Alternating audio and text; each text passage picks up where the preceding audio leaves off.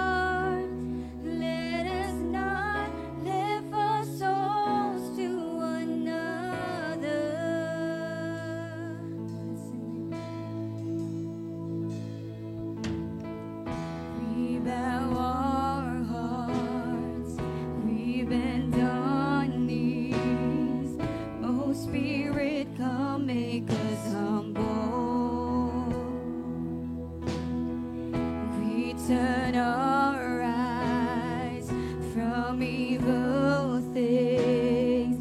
Oh Lord, we cast down our idols. So give us clean hands, give us pure hearts, and let us not lift our souls to another. And give us clean hands, give us pure hearts, and let us not lift our souls to another. Oh God, let us be a generation who seeks your face. Oh God of Jacob, oh God, let us be a generation who seeks your face. Oh God of Jacob.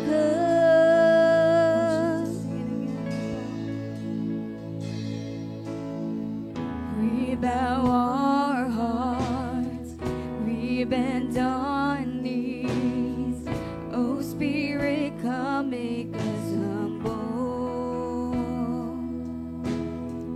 We turn our eyes from evil things. Oh Lord, we cast down our idols. So give us clean hands, give us pure hearts. Let us not live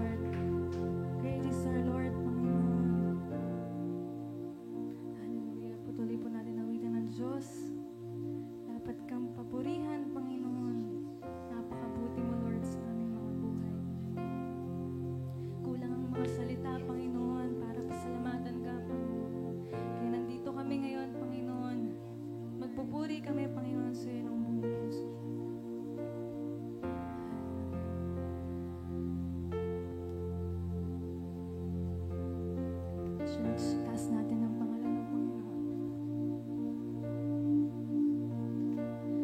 Great is the Lord and most worthy of praise. The city of our God, the holy place. The joy of the whole world. Let's sing. Great is the Lord. Great is the Lord in whom we have the victory. He aids us against the enemies. We bow down on our knees, Jesus. And Lord, we want to lift your name on high. And Lord, we want to thank you for the works you've done in our lives. And Lord, we trust in your unfailing love. For you alone are God eternal, throughout earth and heaven above. I want to sing, great is the Lord.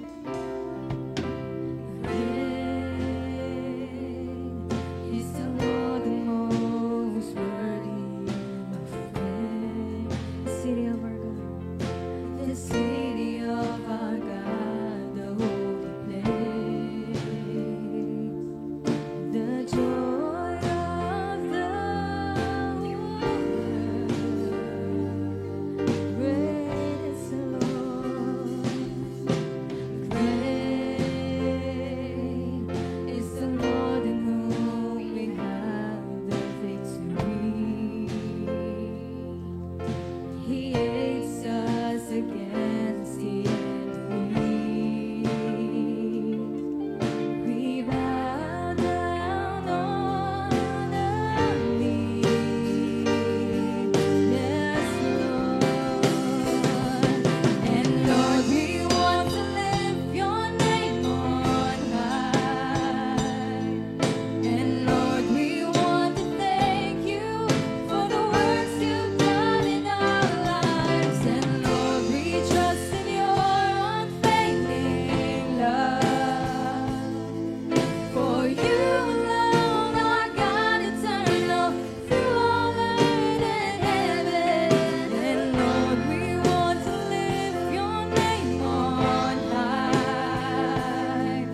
And Lord, we want to thank you for the works you've done in our lives. And Lord, we trust in your unfailing love. For you alone are God eternal, through all earth and heaven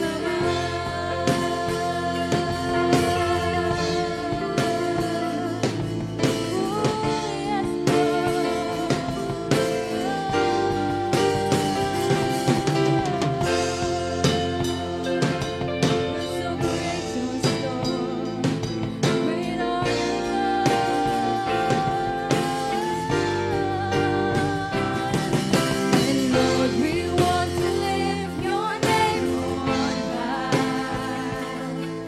And Lord, we want to thank you for the works you've done in our lives. And Lord, we trust in your unfailing love. For you alone are God eternal. Come on, let's sing together. And Lord, we want to lift your name on high. And Lord, we want to thank you for the works you've done in our lives. And Lord, we trust in your unfailing love. For you alone are God eternal, through all earth and heaven above. For the last time, itaas natin ang pangalan ng Panginoon.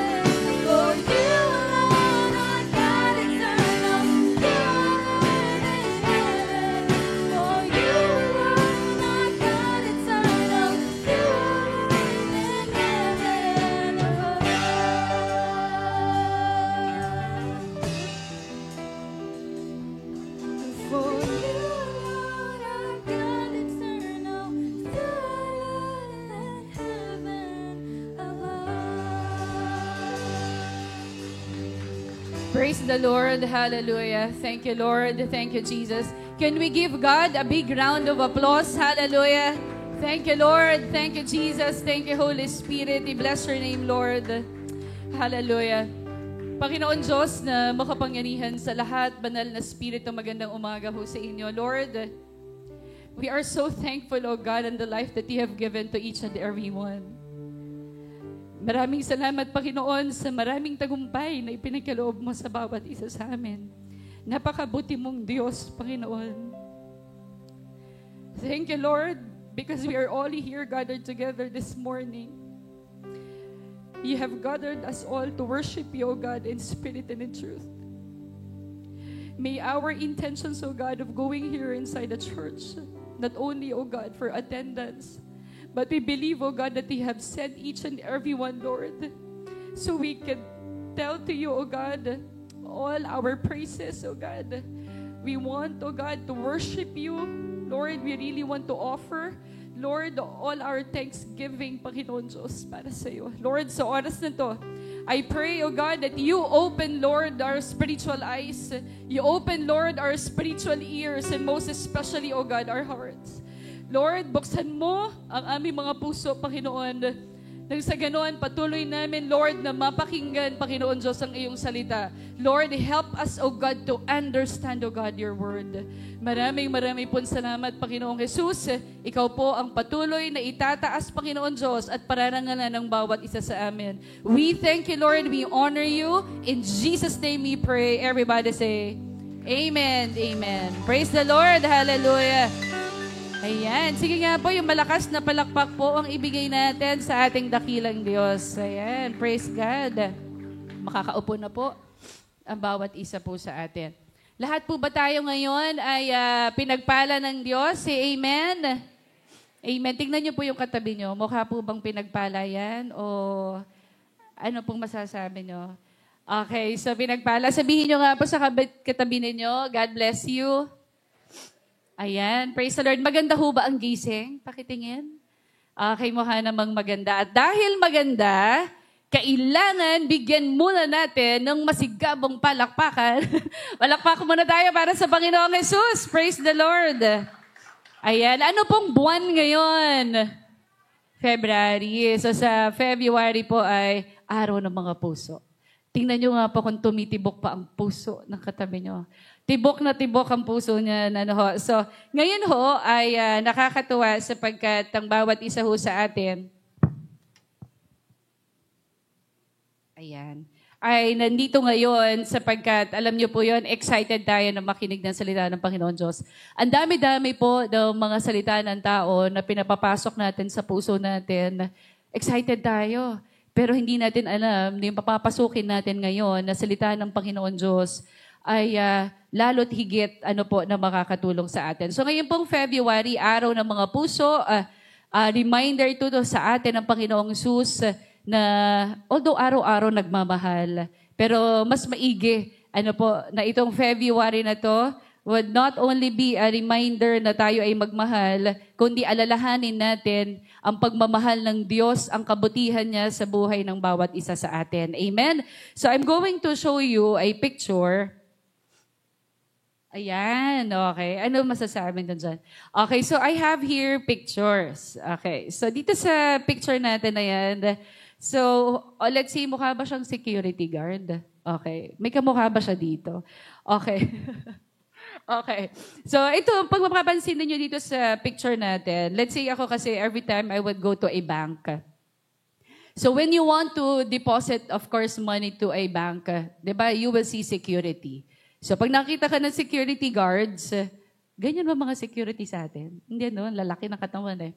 So when you see security guards, so before you enter the establishment, well, let's say yung bangko, anong gagawin ng mga security guards? They are there, of course, to check what kind of transactions you would want to make, okay? Or you would want to have. So bago ka pumasok, tatanungin ka muna ng guard, anong transaction niyo po? Ano po yung gagawin niyo? So, ang security guard ang magde-decide kung papapasukin ka niya o hindi. So, the job of the security guard is to guard, of course, the place and make sure that the people And of course, all the things in it are what? Not harmed. Okay, so yan yung trabaho ng mga security guard. Ito po, may nakita na kayong ganito. No entry. Ayan. Authorized personnel only. Diba yan? So, tapos meron pa nakalagay, notice, unauthorized persons, keep out. So, ibig sabihin, hindi ka talaga pwedeng pumasok pag talagang hindi ka para doon. Ibig sabihin, may mga taong hindi talaga pinapayagang pumasok sa'yo. Tama? Sabi mo sa katabi mo, papayagan ba kita? Ayan, kasi may mga katabi talaga kayo na, talaga bang pinapapasok yan. Sabi dito, no entry. Huwag papasok. Huwag makulit. Kasi pag hindi taga rito, bawal pumasok. So may mga tao po na hindi talaga pinapayagang pumasok. Meaning, you need proper consent from the right authority. So dapat ganon. Ito pa, I'm gonna show you another one. So at least, ito. This is the Great Wall of China. Yan. So yung Great Wall of China, it is actually the only one made structure sa ngayon that has an impressive 3,640 kilometers long or 2,164. Ganon siya kahaba. And it was built over 2,000 years ago. And then makikita natin, dito sa Great Wall of China, it was built so high. Talagang napakataas niya that nobody could even climb over it. Walang ano ba yung climb? Walang makaakyat, Walang makaakyat and napakakapal niya. It was so thick that nobody could even break it down. So, tingnan natin, yung walls na sinasabi dito sa Great Wall of China, these are the walls that are meant to protect us.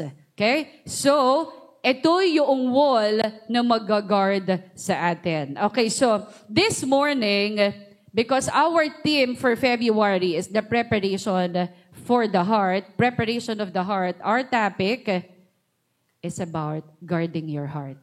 Okay, sabi mo sa katabi mo, guard your heart.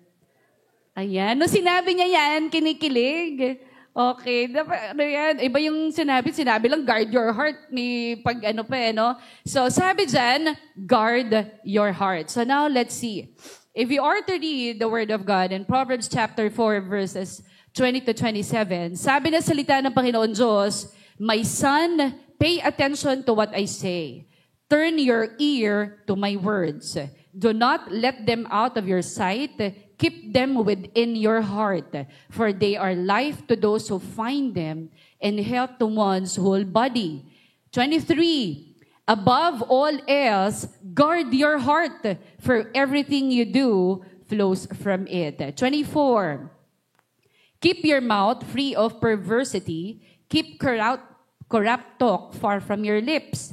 Let your eyes look straight ahead. Fix your gaze directly before you. Sabi ng 26, give careful thought to the paths for your feet and be steadfast in all your ways. Do not turn to the right or to the left.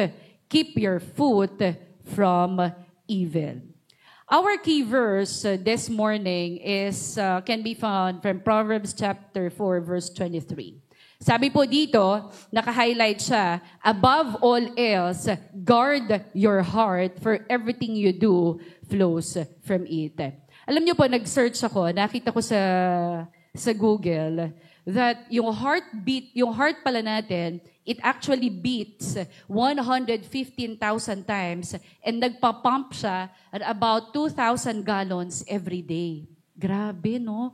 So, grabe pala yung heart natin. And physically, of course, your heart, no? Your heart is vital. When I say vital, it's important. Your heart is also critical, no? To your emotional and spiritual health. So, tingnan nga natin. So, itong verse po na to, kung mapapansin po natin, may sinasabi dito that you have to be guarded. Pag sinabi natin gwardyado, ibig sabihin, alam mo na may importante, 'di ba, sa isang lugar o may isang bagay na kailangan mo siyang bantayan. So yung verse natin ng 23, this verse ina-assume niya that the thing guarded will be attacked. Tama? Kasi dito sa Proverbs, hindi ito promise. This is an advice. Advice ang binibigay sa atin. Above all else, guard your heart. For everything you do flows from it. So, ibig sabihin, meron siyang babantayan. Ang tanong, bakit ka magbabantay? At bakit ka kailangan magbantay? Why? Because there is a warning. For everything you do flows from it. Lahat pala ng gagawin natin, dadaloy doon. So, yung may-ari ng puso mo, ay ikaw at hindi ibang tao. So, sino dapat ang magbabantay ng puso mo?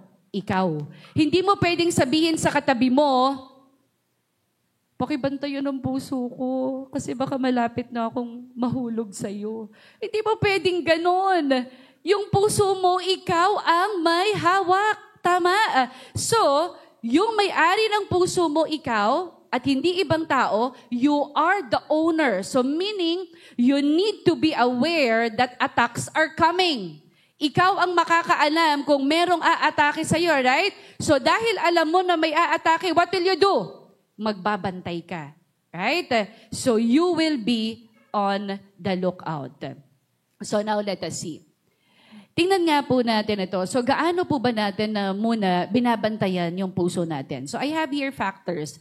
Number 1, that affect your heart health. Okay? Sabi natin kanina, sobrang importante. It's vital, it's crucial, it's important. Now, tingnan natin. How about your diet? Okay, so tingnan natin physically, paano ba ka kumain? Okay, mahilig ka sa sweets, mahilig ka sa maaalat. Ano yung diet mo? Oh, let's see. Or are you smoking? Minsan kahit Kristiyano na, bato-bato sa langit, ang tamaan, magbago. Kristiyano na, pero nagsisigarilyo pa din. Ano pa? Yung excess alcohol consumption, of course, aging, healthy diet, physical activity. So lahat ito po ay malaki po ang kaugnayan para maging maayos po yung health natin. And imagine, if we will not take care of our heart, meron tinatawag na emotional stress or tinatawag natin din, of course, meron din tayong heart disease. So paano daw nadadamage yung heart natin? If we are to continue, if we will not balance kung ano yung mga dapat natin gawin, kainin, ito yung mangyayari sa atin. There would be heart attack, there would be stroke, high blood pressure. So ibig sabihin, from the very beginning, alam na natin na ito yung pwedeng maging dahilan kapag pinabayaan natin ang ating puso. Ano sinasabi? Dok, pakibantayan na lang po yung puso ko, ha? So, anong gagawin? Ano po yung mga iinumin ko? Aba, si Dok, nagbigay lahat ng mga ito iinumin mo, losartan. Yan. Araw-araw, naglolosartan siya, ganyan. Pero, hindi niya binabantayan na may aatake sa kanya. Hindi niya binabantayan ang pagkain niya. Right? Sino dapat ang lookout? It's not the doctor. It's you. Because you are the owner of your heart. Right? So now, tingnan nga po natin. Sabi po ng, pag tinignan po natin dito, sasabihin natin, paano ka kaya? Kasi hindi natin alam kung paano yung pinapapasok natin eh. Sabi dito, above all else, guard your heart, for everything you do flows from it. So tingnan po natin yung klase ng puso. Itong isang puso dito sa kaliwa, parang pagod siya, no? Ang sakit.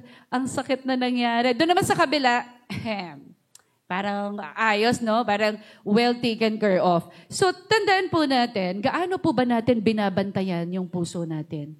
Sino-sino po ang pinapapasok mo sa puso mo? Ano-ano yung mga pinapapasok mo sa puso mo?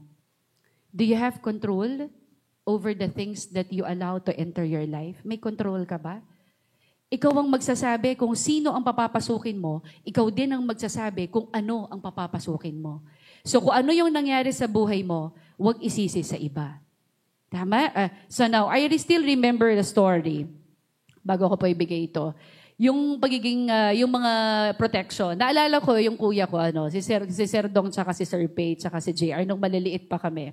Pag ang nanay ko ay nagluto ng manok, chicken, tapos sasabihin, okay, kakain na kami lahat.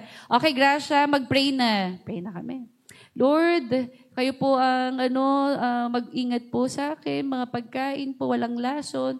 Yung mga kapatid ko, alam niyong ginagawa, kinukuha yung manok tapos tinatabon yung mga kanin. Ganyan. So nila, talagang protektado. Hinahanap ko yung manok eh. Pagkasabi ko, in Jesus' name, amen. Wala yung manok. Yung manok napunta sa kanila. Dalawa halimbawa, isa-isa lang. Kunyari, gano'n ang partihan, Dalawa sa Kuya Dongko, dalawa kay Sir Pay, tapos kay JR, tabon-tabon yan. Ako, nasa nyo. Tapos meron pa silang hawak. Isa nga lang yung akin eh. Isa lang. Grabe yung protection nila dun sa kanin. Tinatago nila dun sa kanin, maprotektahan yung manok. 'Di ba? So bakit? Kasi kailangan yung tiyan nila masatisfy. So ngayon, 'di ba grabe? Kapag gusto mo yung isang bagay, poprotektahan mo yun. Anong gagawin? Anong klaseng protection ng ginawa nila? Tinabon yung kanin. Diba? So talagang protektado yon. Hindi ko mahahanap yon. Later ko na lang na-realize kasi bakit kaya sila hindi nauubos yung ulam nila? Hindi nauubos eh. Yung pala, mga nakatago yung ulam nila. So you see, tandaan po natin, ibang klase kapag yung talagang alam niyo yun, yung poprotektahan natin na isang bagay. Sabi po dito, the Oxford Dictionary defines the word guard in the following ways: to watch over in order to protect or control, and to protect against damage or harm. So dito po, in both scenarios, kung makikita nyo po dyan, it is actually required, sa part po natin, na meron pong gagawin ang isang tao. If you want to protect, if you want to control our heart, okay, may gagawin tayo. So it's very important to understand that the things in our hearts drive in our actions. So yan, meron tayo diyang kasalanan. So now, kanina pinakita ko po sa inyo kung paano nga ba nadadamage yung physical heart natin. So sa pagkain, sa mga activities natin, at pinakita din natin sa Proverbs 4:23, nang sinabi doon na guard your hearts above all else. Sa Hebrew po, pag sinabi po nating guard means to keep above all keepings. Pag sinabi pong keep above all keepings, ibig sabihin, tingnan niyo po so above all. Pwedeng ngayon, ang ginaguard mo, maybe you are guarding your marriage. Right? Kasi sabi tayo, above all. Pero tingnan natin, bakit kaya above all? Ano yung hindi dapat na above? Okay? Maybe right now, you are guarding your marriage. You are guarding your family. Ginaguard mo, ginagwardyahan mo. O kaya, binabantayan mo ngayon yung bank account mo. Oops, mababa na yung bank account ko. Kailangan ko ng dumiskarte. Maybe right now, ang binabantayan mo yung bank account mo. Password. Whoops, dapat walang makakagalaw ng password ko. And ano nangyari? Every day yata, every other day, nagpapalit tayo ng password. Or ano pa, you guard your car. You guard your house. Pero ano ang sabi ng Proverbs 4:23? Guard your heart with more vigilance. Above all. Above all. Sa lahat ng ito, yung marriage mo, yung family mo, yung bank accounts mo, yung password mo, yung bahay mo, anong sabi? Above all, guard your heart. So ang babantayan natin, yung puso natin. Guard your heart with more vigilance than anything else. So ibig sabihin, napaka-importante po. Doon po sa story, ni Joseph. Kilala po natin si Joseph the Dreamer. Joseph guarded his heart from his circumstances. Alam po natin ang kwento ni Joseph, he is the favorite son of Jacob. So si Jacob, ano pong nangyari? Dahil na-jealous, nagselos yung kanyang mga kapatid sa kanya. Ang ginawa ng mga kapatid niya, ibinenta siya, di ba? His brothers sell him to slavery in Egypt, where he eventually ends up imprisoned. Ano nangyari? Pero ang nakakatuwa doon, after correctly interpreting the dreams of the Pharaoh, pinatawag siya, nakakulong siya, pinatawag siya kasi dapat sino yung pwedeng mag-interpret ng dream ng Pharaoh, na-interpret niya. Ano nangyari?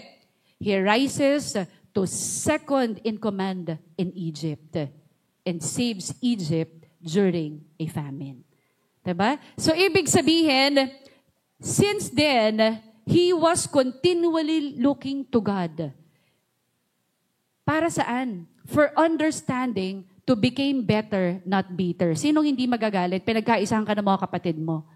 Pinagkaisahan ka ng mga kapatid mo, tapos tinapong ka, diba? Tapos hindi mo alam kung may magliligtas sa'yo. Tapos hindi ka magagalit. Parang naisip mo. Pero isipin mo yun, ang ginawa niya. Instead na magalit siya, anong ginawa niya?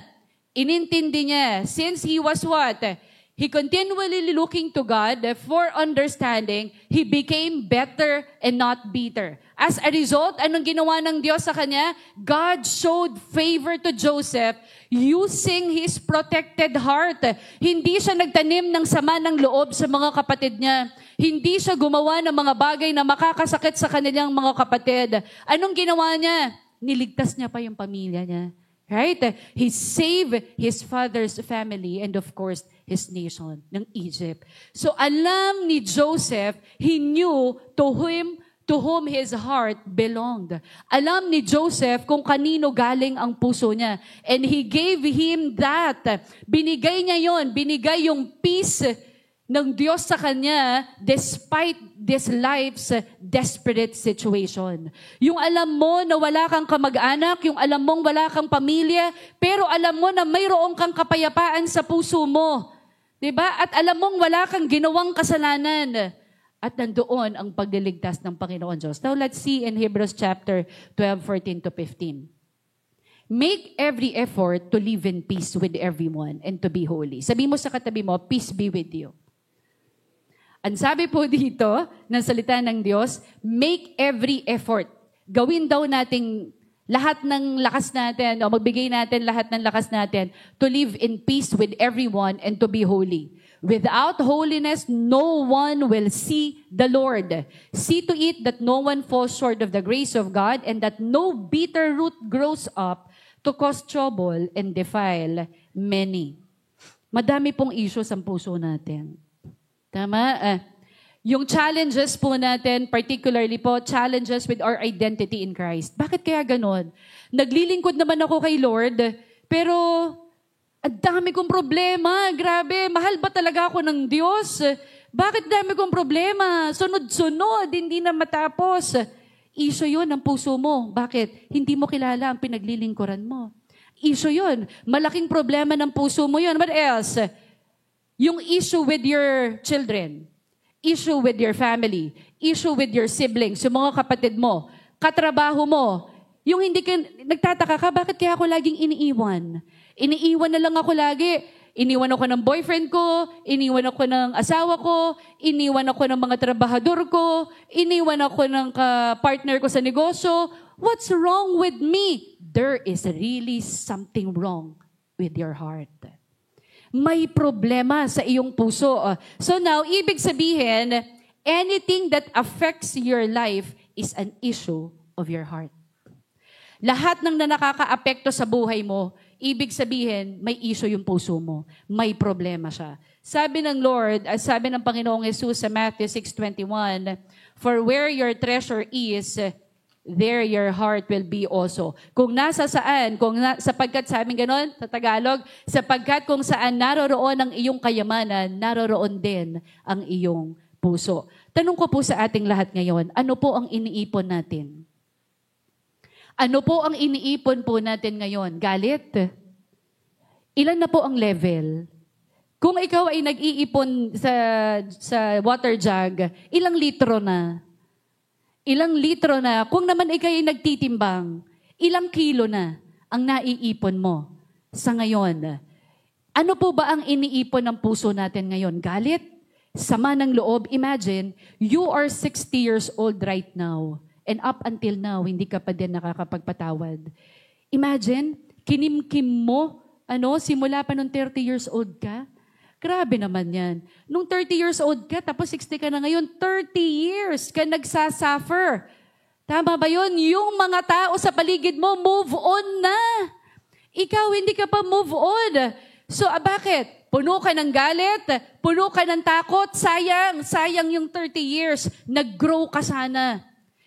Imagine, kapag galit ka, limited lang ang magagawa mo, right? Kapag galit ka, walang direction. Kapag galit ka, there's no peace. Kasi lalapit ka pa lang, ay, hindi ako papansinin yan. Ay, gagawin ko to. Maganda sana yung plano mo eh. Kunyari, ay, ito gagawin ko to. Ay, wag na lang. Magkita pa kami. You see? You are hurting yourself. That is why God insists that we have to worship Him alone. Ini-insist ng Diyos sa atin that we really have to worship Him. Para saan? For our peace. Kaya ka pinagbabasa ng Bible. Bakit ka sabi ng Lord, you have to pray. Kaya sinasabi ng Lord, you should have deep relationship with me. Why? This is why God insists on worshiping Him because it is for our peace, it is for our enjoyment, it is for our rest as His sons or daughters. Kapag ikaw ay sumamba sa kahit na anong mga bagay, maliban sa Diyos, sumamba ka sa pera, sumamba ka sa trabaho, promotion, lahat, ano mangyayari? Ang ipapalit sa iyo niyan, sorrow and destruction. Guguho ang iyong pangarap. Tandaan natin, the fear and anxiety, they actually steal the peace of God in our hearts. Sabi po ng salita ng Diyos, cast all your anxiety on Him because He cares for you. So, ibig sabihin po, lahat ng mga temptations sa paligid natin, ini-insist po ito na i-ignore po natin ang presence ng Holy Spirit. Malaki po ang bagay ng puso na meron po tayo. Iginigiit ng tukso, iginigiit ng temptation na baliwalain natin ang banal na Espiritu. Tandaan natin, ang bitbit ng banal na Espiritu ay love. Ang bitbit ng banal na Espiritu ay joy. Meron siyang patience, may kindness, may gentleness, may goodness, may self-control. Pero ang temptation, igigiit niya sa'yo ng tukso, baliwalain mo yung banal na Espiritu. Ano ba sabi ng John 10:10? The thief comes to steal, kill, and destroy. Sabi niya, but I have come that you may have life and have it to the full. So, pagbabalikan po natin yung Proverbs chapter 4 verse 23, nakalagay doon, above all else. We are to continue, we are continuing to look at the armor of God na makikita po natin sa Ephesians chapter 6. Sa Ephesians chapter 6 po nakalagay dyan, guard your heart fiercely by putting on the next piece armor, the breastplate. So, di ba may suot tayo? It's the armor of God. I'm always telling everyone. The helmet of salvation, the breastplate of righteousness, the shield of faith, the belt of truth, the shoes of peace, okay? And the sword of the Spirit, which is the word of God. Pero dito, sabi, guard your heart. So, kapag po pala ang mga Roman soldiers pala, once na fastened yung kanilang belt, they would strap now yung kanilang breastplate. Yung breastplate pa nilang, haba pala niyan. Kala ko yung breastplate hanggang dito lang eh. Yung breastplate pala, hanggang tayo yan. Laki pala nun. So yung breastplate nila, it's actually a large bronze metal na kapag sinuot mo pala yan, covered yung midsection mo, no, from the soldier's neck, mula yan dito, hanggang sa thigh mo. And the purpose ng breastplate na meron tayo is to guard the vital organs. Okay, yun yung trabaho na, especially the heart. So without the breastplate, a soldier was vulnerable to attacks. Tama? So it could mean the difference between life and death. Sino po mga single dito? Taas kamay. Huwag na mahiya. Ayan, okay. So yung mga single, ayan, tingnan nga natin, I still remember then when I asked God to guard my heart. Sabi ko, Lord, guard mo yung heart ko. Sabi ko, yung titibok lang yung puso ko sa tamang tao. Tama? Kasi baka tumibok to, baka mali. Tama? So, anong gagawin natin? So, sabi ko, Lord, I ask God to guard my heart. Sabi ko, Lord, yung titibok lang talaga yung puso ko sa tamang tao. Lord, ayaw ko pong masaktan at ayaw ko din po, Lord, na makapanakit ako. I was 30 years old when I got married. Pastor John was 35 years old then. So, it's actually between life and death. Bakit kaya? Pero mo nag-intay ka na tapos mali pa pala. Tama? Imagine mo, halimbawa 11 years ang kayong dalawa or 15 years, lalo na ngayon, ang daming hiwalayan, di ba? So, ibig sabihin, talagang yun, it's between life and death. Pero I just praise the Lord because He is such a precious gift from God and definitely worth the wait. Amen? Pwede ba palakpakan natin ang Lord? Kaya, guardyahan natin yung puso natin kasi meron talagang ibibigay ang Diyos sa atin. So, it was really evident that a lot of battle that Satan wages on God's people takes place in our heads. Tama? Lahat na nangyayari. Saan pinapadaan ng dyablo? Sa isip natin. Galit yan sa'yo. Hindi yan okay. Lahat ng mga gagawin mo, lahat yan pangit. Lahat yan dito. So, may entrance. Sabi mo nga, entrance. So, ibig sabihin, kung bakit magagalit ang puso, kasi may entrance. Tama? Yung entrance niya, hindi pwedeng exit. Entrance. Meron talaga siyang pinanggalingan. Meron siyang dinaanan. So, dinaanan ng isip. Paano dumaan dito? Kasi nakita nino. Nakita ng mata niya.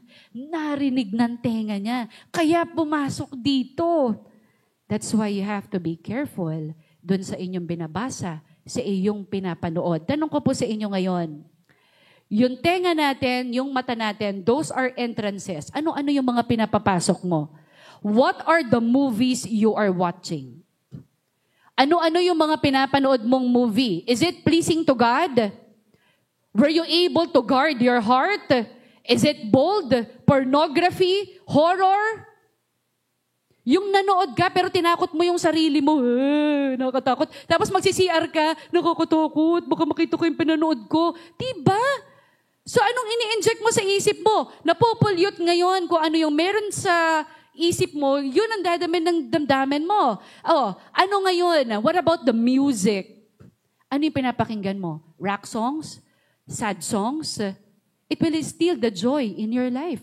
Diba sabi natin kanina, papasok ang Holy Spirit. Ang Holy Spirit may dala siyang love. Meron siyang joy. Pero dahil iba yung pinapapasok mo, hindi mo ma-activate si Holy Spirit. Kasi ang pinapapasok mo sa Kanya, unholy. Sad songs. So, anong gagawin? It will steal the joy in your life. Okay? Kasi lagi nalang malungkot. Ano ba mga kanta yung mga malungkot? Hindi ko na. Ayan. So, marami mga kanta, no, na mga malungkot. Sinaksak mo ang puso ko. Ano pa? Ano ba yung sunod nun? Minartilyo. Tapos ano pa? Tinusok ng kung ano-ano. So, ibig sabihin, yun yung kanta mo. So, ngayon kung yung kanta, sinaksak mo ang puso ko. Binuhusan ng asido. May tono. Okay. Binuhusan ng asido. Imagine mo yung binuhusan ng asido, tapos gusto mo maganda yung buhay mong bira. So, imagine, ito ang nakukuha natin. Ito yung nakukuha natin. Kaya tingnan natin yung Romans chapter 12, verse 2. Do not conform to the pattern of this world, but be transformed by the renewing of your mind. Malinaw na malinaw. Sabi natin, sabi ng kapatid na Paul. Then you will be able to test and approve what God's will is, His good, pleasing, and perfect will. So now, ang paggagwardya, it is actually a continual growing and maturing process. Yung guarding. Okay? Halimbawa, nag-guard ako ngayon. Ito, gagwardya ako dito. Sige, maya-maya na lang. Okay lang. Mukhang safe naman yung lugar eh. Alis muna ako. Okay? Alis muna ako sa duty ko. Maya na ulit ako. Tapos, hindi mo alam yung pag-alis mo, doon pumasok yung mga magnanakaw. Ang paggagwardya sa puso natin, lalo't higit, dapat continual. Okay? So, dapat tuloy-tuloy, continuous. We must learn what it feels like to be protected by God's peace. Di ba? Kapag tayo ay protektado tayo ng Panginoong Jesus, grabe!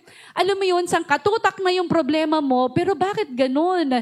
Grabe yung kapayapaan na meron ako because what you have in your heart is God's peace. Binigyan ka ng Diyos ng kapayapaan sa puso mo. At alam mo ba yung peace na yan? Nag-i-stay yan. Hindi katulad ng iba nang iiwan. Diba? Ang peace ng Diyos mananatili sa iyo kung mananatili ka din sa Kanya. Amen? So alam niyo po, napakabuti ng Panginoon Diyos. We need to recognize kung sino ba ang Diyos na pinaglilingkuran natin. Ngayon, pag dinasa po natin sa 1 John 2:16, for everything in the world, the lust of the flesh, the lust of the eyes, and the pride of life comes not from the Father, but from the world. Pinapakita po sa atin ni Jesus na yung example, meron siyang strategy. For everything in the world, the lust of the flesh, ibig sabihin, sa mundo na to, meron talagang lust of the flesh, may lust of the eyes, and the pride of life. Pride comes before distraction. Alam mo na, pag medyo umaangat-angat yung paa mo sa lupa, pagtapos niya, boom! Babagsak ka. Okay? So, ibig sabihin, alam natin now, si Jesus shows us by example. He is actually our good example. And one of the strategies na binibigay ng Panginoong Hesus sa atin is guarding His heart. Paano? He often went, where? He often went away to pray alone. Lagi siyang nananalangin. Tingnan nga natin. Evidence. Matthew 14:23. After he had dismissed them, he went up on a mountainside by himself to pray. Later that night, he was there alone. Ang Panginoong Hesus, kapag troubled, pag meron siyang mga kailangan, kung meron siyang gagawin, ang ginagawa niya, nananalangin siya. So when you are praying, the Lord is giving you confidence that you can overcome anything because of Him. Amen? So kung hindi ka nananalangin, wala kang confidence. Ulitin ko, kapag hindi ka nananalangin, hindi ka nagbabasa ng salita ng Panginoon Diyos, wala kang confidence.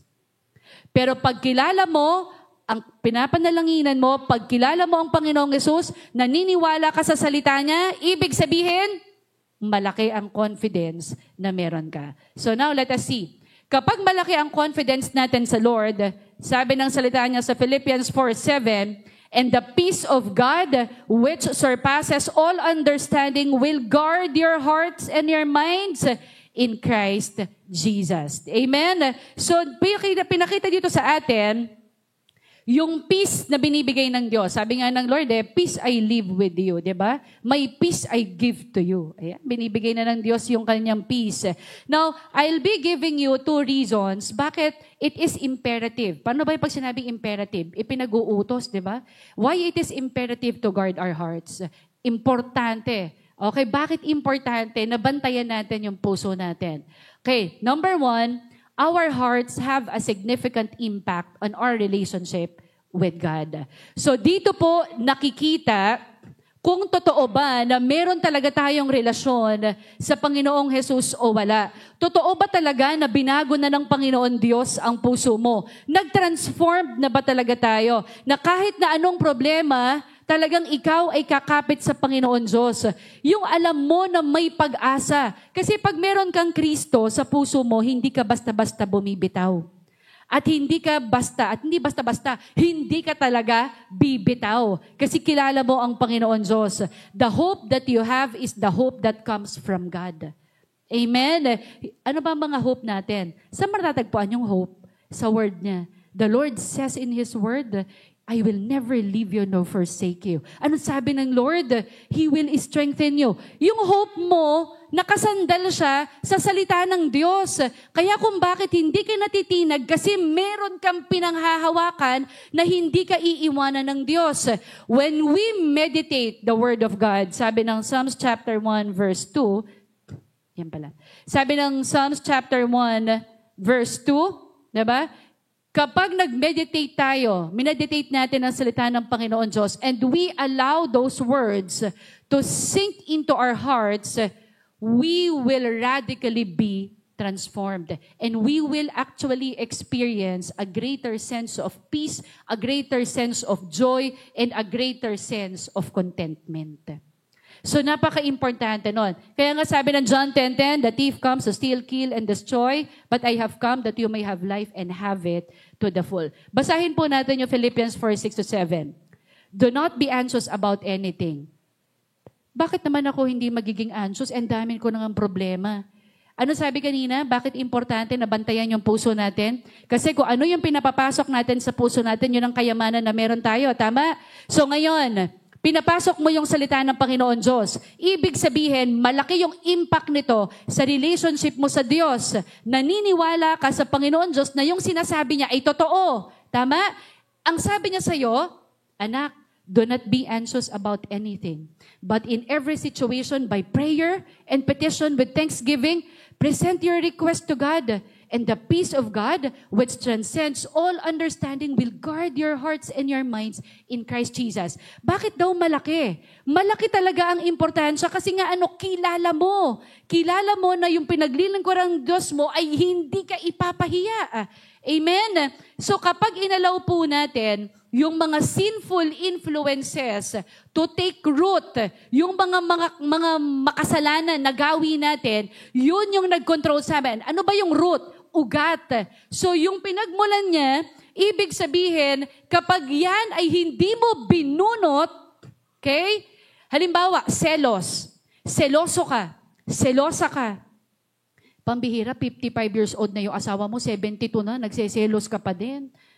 Imagine that. Diba? Galit. Ano ba yan? Pag hindi nagbigay sa'yo, wala nang ang trabaho. Nung nagtatrabaho, galit ka. Nung nawala ng trabaho, galit ka pa rin. So, ibig sabihin, bubunutin natin eh. Diba? So, yung yabang, yung pagtanim ng sama ng loob, it will hinder our relationship with God. Kapag na-hinder yung relationship, what will happen now? We will now struggle with our prayer life. Struggle tayo to pray, struggle tayo to read the Word of God, and ang struggle pa, we may even feel distant from God. Diba? Alam mo yung parang nagpipray, parang hindi naman nakikinig si Lord. Nakakahiya, ang dami ko ng kasalanan. Anong gagawin mo? Diba? Hindi ka na magpipray kasi naiyak ka eh. Feeling mo hindi ka pinapatawad ng Diyos. So tandaan po natin, we must guard our hearts and cultivate a deeper relationship with God. Okay, number 2. Our heart impacts our relationship with others. Kapag binago na ng Diyos ang puso natin, dapat may impact yan sa ibang tao. Dapat hindi ikaw ang nangunguna sa kaguluhan. Hindi ikaw ang nangunguna sa chismis. Hindi ikaw ang nangunguna sa mga bagay na pwedeng makasakit na damdamin ng iba. Ayaw ng Lord ng may broken relationship. Yung kilala mo na ang Panginoong Jesus, pero ayaw mo pa rin magpatawad.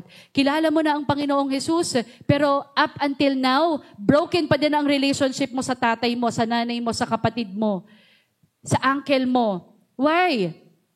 Bantayan po natin yung puso natin. Kaya po pinababantayan ng Diyos ang puso natin kasi maraming bagay ang hihinto. Tama po? Marami pong bagay ang hihinto. Kapag meron po tayong pinapasok na hindi tama sa puso natin, marami ang hihinto.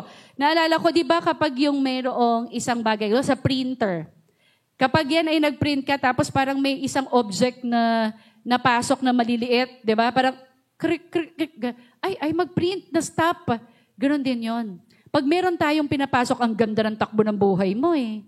Tapos may pinapasok kang hindi maganda, nakalimutan mong magsimba, yung trabaho mo, pinrioritize mo, o meron mas higit mo, nakalimutan mo ang Diyos somehow. Biglang hihinto. Kaya anong sabi ng Lord sa atin? Ang gusto ng Lord, bantayan natin yung puso natin. Baka may mga tao, may mga bagay tayo na pinapapasok natin sa puso natin na hindi maganda. Pag hindi maganda, ano mangyayari? Mawawala yung joy. Pag nawala yung joy, anger will come. Pag nagkaroon ng anger, anxiety will come. Pag nagkaroon ng anxiety, makikipartner na yung depression. At pag nakipartner na yan, this will destroy your relationship with others, particularly yourself.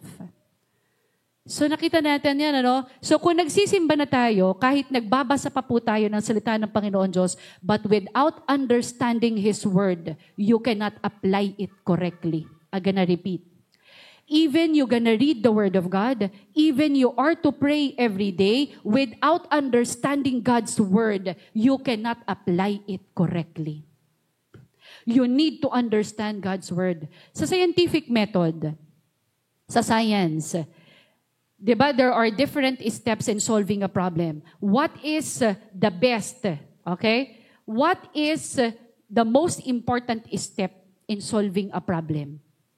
It's identifying the problem. You have to define the problem. Why? Because you cannot solve the problem without identifying it. Right? So, ibig sabihin, dapat alam mo yung problema ng puso mo.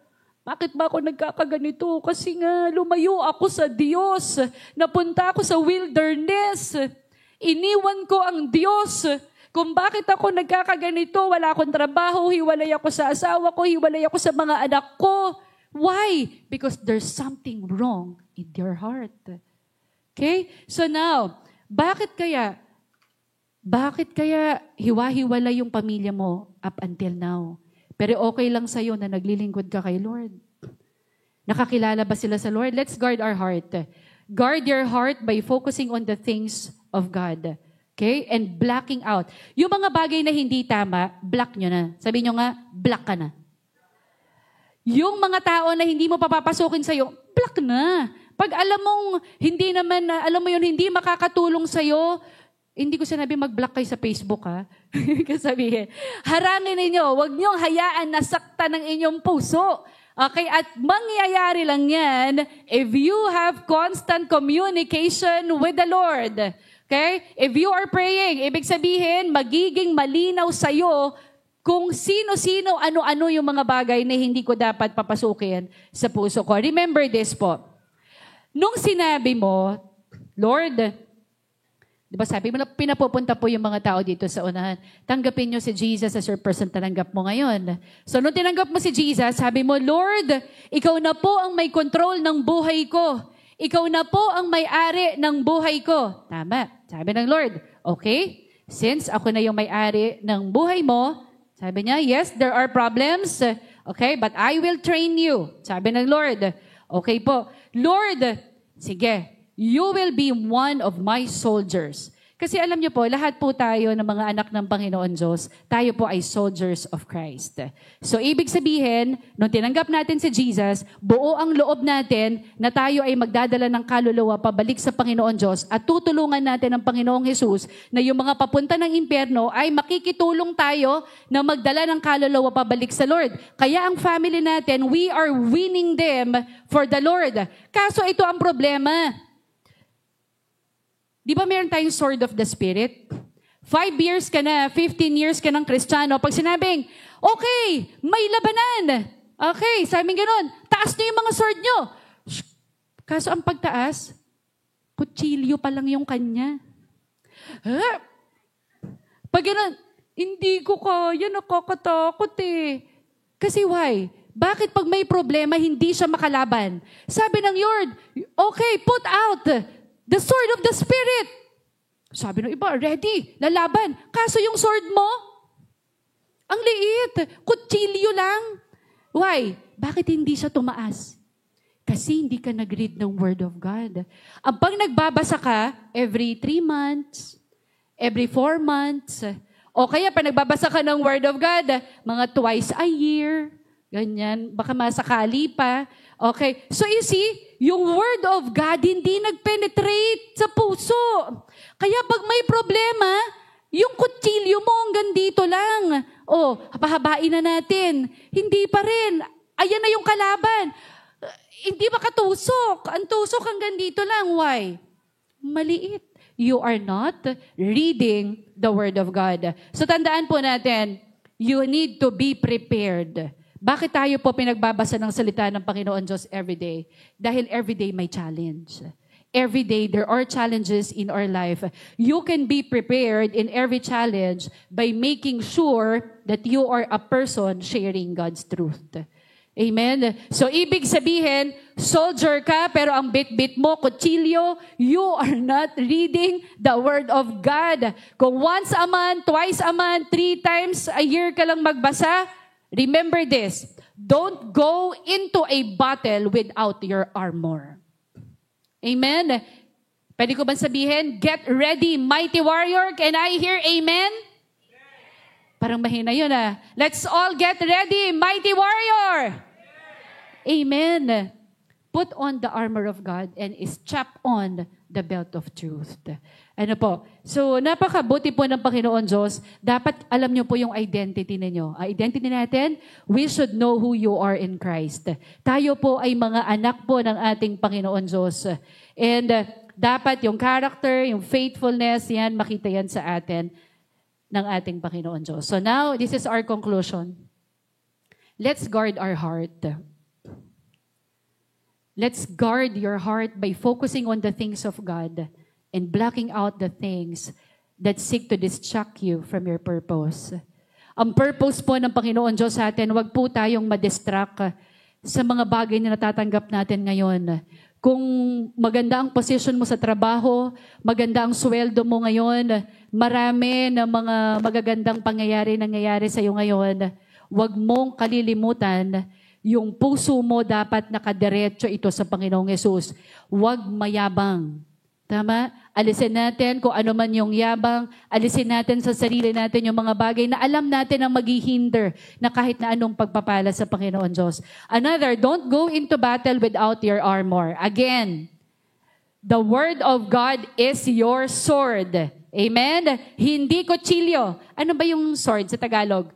Espada. Okay. Ang espada, yung mahaba na espada, hindi kutsilyo. Okay, so ibig sabihin, kailangan talaga natin na tayo ay magbabasa ng salita ng Panginoon Diyos. And last, know the truth of God's Word. Kanina, hindi lamang po sapat na alam natin ang salita ng Panginoon Diyos. You need to understand. Then, secure the breastplate of righteousness to guard your heart. Pag sinabi pong righteousness, pag tama, tama. Pag mali, mali. Tama po? Pag mali, huwag mo nang gawin. Sabi ng James 4:17, siyang nakakaalam ng tama, ngunit hindi ginagawa ay nagkakasala. Alam mong mali, bakit gagawin mo pa? Sabi ng Lord, secure the breastplate of righteousness to guard your heart. Amen? Palakpakan natin ng Lord. Can we all stand? And let's all pray. Hallelujah. Thank you, Lord. Thank you, Jesus. Thank you, Holy Spirit. Hallelujah. Hallelujah, Lord. Purihin ka, Panginoong Jesus. Napakabuti mo po, Panginoon Diyos, sa buhay ng bawat isa sa amin. Lord, sa oras na to, nakikita niyo po ang puso ng bawat isa, Panginoon Diyos, na naglilingkod, Panginoon Diyos, sa iyo. Lord, thank you for reminding us, O God, that we really need, O God, to guard our hearts. Ang dami namin, Lord, na pinapapasok sa puso namin ng mga bagay na hindi maganda.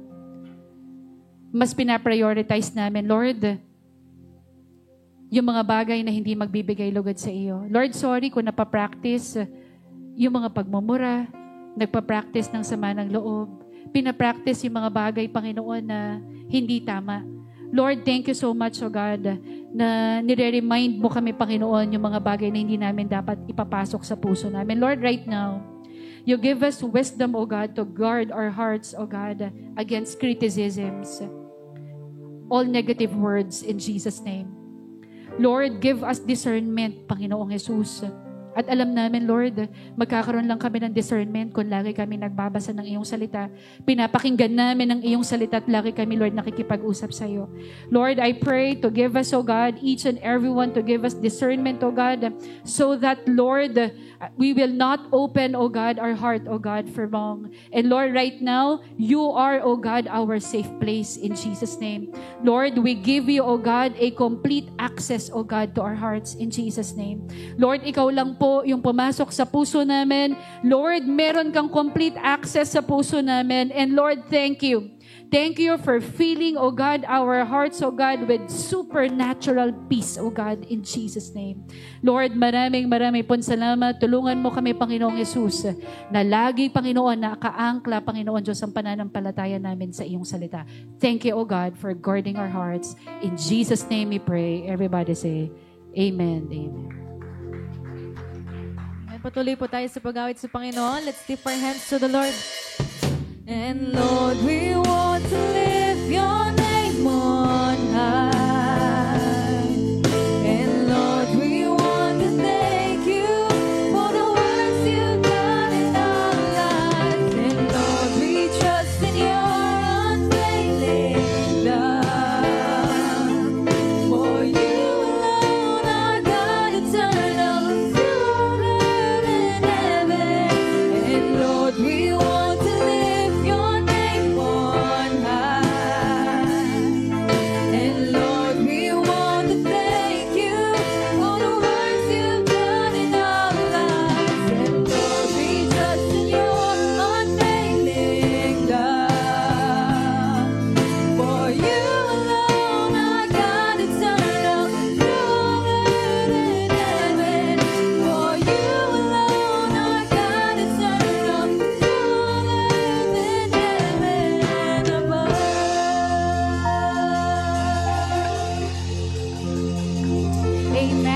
po, makakaupo muna ang lahat. Ayan, tunay na kailangan bantayan natin ang ating mga puso dahil kung saan daw nandun ang ating puso, no, yun ang lagi nating gagawin. So, salamat sa Panginoon. Muli, pinaalalahanan tayo ano yung dapat nating gawin bilang mga alagad ng ating Panginoon.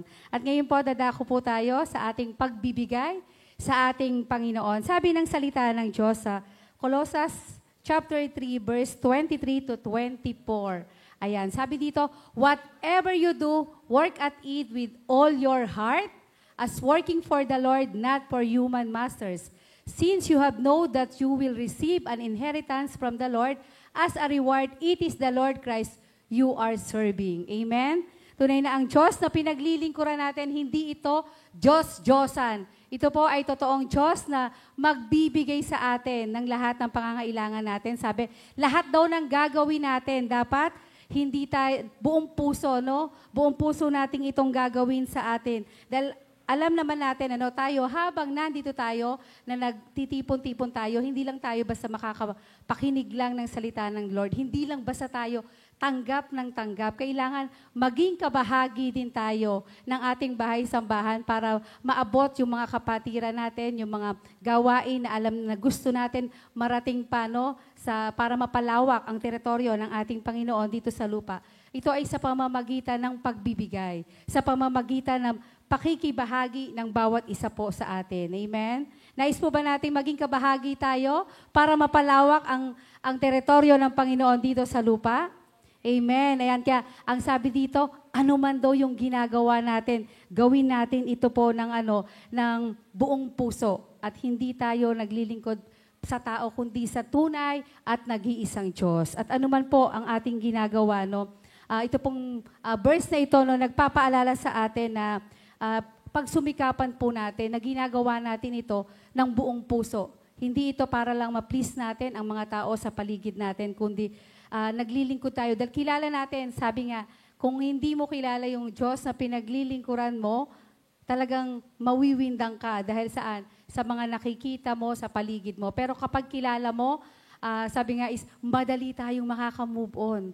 Kasi alam natin, kanino tayo naglilingkod at bakit tayo nasa ganitong posisyon na bakit kailangan natin magbalik ng mga ikapu natin sa ating Panginoon. Kaya po, lagi pong ilagay natin sa puso natin, every time po magbibigay tayo ng masaya.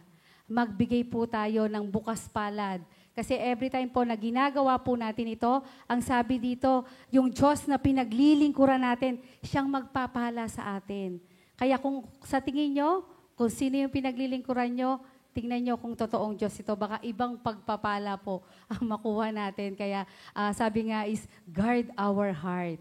Nang sa ganon, tunay na yung matatanggap natin, pagpapalang galing sa tunay at buhay na Diyos. Kaya po, ine-enganyo po, in-encourage ko po ang lahat na patuloy tayo na gawin natin, anuman yung ginagawa natin, ng bukal po sa ating puso. At magbigay tayo ng masaya at sigurado, lahat po ng pagpapagal na ginagawa nyo, yung trabaho na ginagawa nyo, lahat po yan, mabibigyan po yan ng kabayaran. At ang kabayaran ito ay ang Panginoon ang magbibigay nito. Kaya po salamat sa Panginoon dahil muli, binigyan tayo ng pagkakataon para magtanim ulit tayo sa ubasan ng Panginoon. Dahil sigurado, kung anuman itanim po natin ngayon, aanihin po natin ito. At ang Panginoon natin ang siyang magbibigay sa atin ng bunga nito. Amen? Sige po, tayo po ay tumayo at tayo po ay manalangin. Ama naming Diyos, dakila at banal Lord, maraming salamat pong muli. Tanggapin mo, Panginoon, ang hain ng bawat sa amin. Ito po ay pasasalamat namin sa iyo, O Lord. Dahil alam namin, ang mga alay namin ito, Lord, is galing din sa iyo, Panginoon. Kaya, Panginoon, maraming salamat sa mga biyayang ipinagkaloob mo po sa amin. Salamat po, Panginoon, dahil alam po namin, Panginoon, na lahat ng meron kami mula sa aming lakas, sa aming talino, sa aming yaman, Lord, lahat po ito is galing sa iyo. Kaya, Panginoon, maraming salamat po sa oras na to, na muli, Panginoon, kami po ay makapagbabalik sa iyo na maging kasangkapan kami para, Panginoon, ang iyong mga salita ay maihayag din sa iba't ibang dako ng lugar, Panginoon, sa pamamagitan ng aming mga alay. Kaya, Lord, maraming salamat. Nakita mo ang puso ng bawat sa amin kung sa paanong paraan namin, Panginoon, nais makatulong talaga. Hindi hindi lang sa ubasang ito, hindi lang sa pamilya namin, kundi Lord, sa lahat ng mga tao na alam namin, Panginoon, na maaabot ng mga pagpapalang ito, Lord. Maraming salamat, Panginoon. Sa iyo namin ibabalik ang mataas na papuri at pagsamba sa pangalan ng iyong anak na si Jesus. Amen.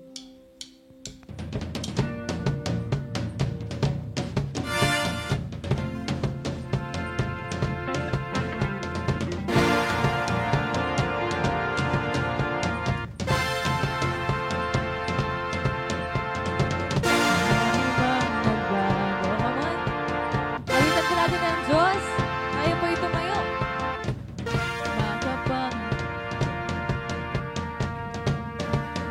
Ikaw ang pag-asa, tatahakin ang landas na ika'y kasama ko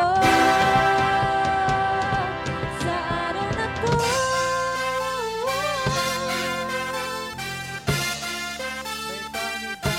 Sa araw na to,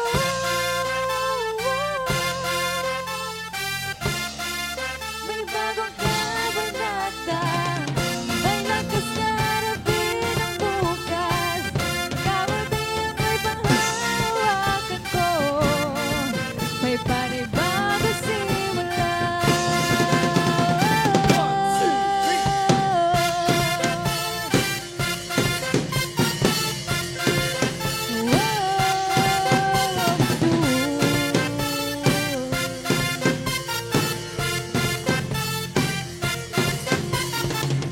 Habang patungo sa bagong bagay na iyong ginagawa, makapangyarihan ka, Jesus, ikaw ang pag-asa, tatahakin ang landas na ika'y kasama ko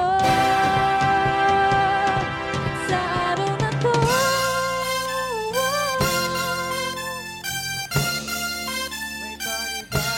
Sa araw na to,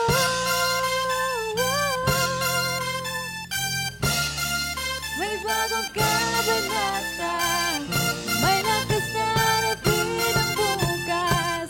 Kabutihan ko'y panghahawakan ko, may panibagong simula.